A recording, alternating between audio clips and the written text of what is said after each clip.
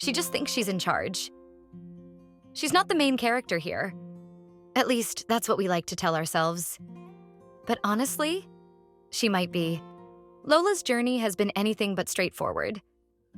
She originally had a home, but her first owner rehomed her to someone else. Then that person rehomed her again. By the time she reached her third home, it seemed like she was finally settled, but somehow she still ended up homeless, living on the streets. Someone found her wandering around and brought her to a shelter. When I saw her picture, I just knew we had to go meet her. My partner and I have a soft spot for senior dogs, and there was something about her expression, something in those eyes that said, "I belong on a couch, not in a shelter." When we got to the shelter, she walked into the room like she already knew. It was as if she was saying, "Oh, you guys are here to pick me up? Great, let's go." No hesitation, no uncertainty. She was ready to claim her new home, and claim it she did. The moment she walked into our house, it was like she owned the planet. She strutted right in, climbed onto the couch, and honestly, she's barely left it since. Lola is the definition of lazy, unless she wants something. Then, suddenly, she's got all the energy in the world. Is it dinner time? She's right there. Is there a snack involved? She's moving faster than I've ever seen her move. Otherwise, good luck convincing her to get up. At first, she gravitated toward my partner, treating me like I was just her personal assistant. He was her favorite, and I was just there.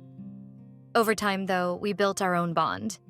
But in the beginning, I was also trying to train her, and let me tell you, training Lola was an experience. She is stubborn in ways I never thought possible. Eventually, I gave up on training. And funny enough, once I stopped pushing, our relationship got so much better. She clearly had some training in her past.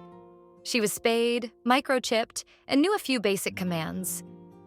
But she also had some quirks. For one, she marks everything. She is not great in the car.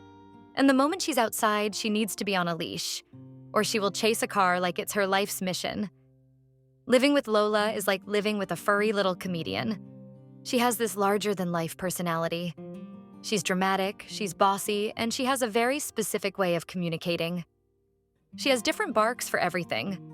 A hungry bark, a UPS truck bark, and even a "you put my blanket in the wrong spot" bark. And if she's feeling really extra, she'll throw in a dramatic sigh for good measure. She has her own twin bed because, of course, she does. It's next to ours, and she sees absolutely no reason to sleep anywhere else. Why would she? She believes she's royalty. Now, Lola is a little, well, let's say, she's carrying some extra weight.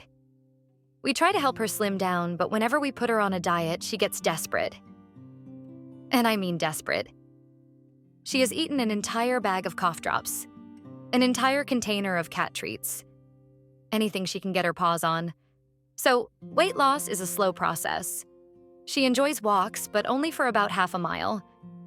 After that, she's done. And when Lola is done, she is done. It's like trying to pull a boulder on wheels, except the wheels don't work.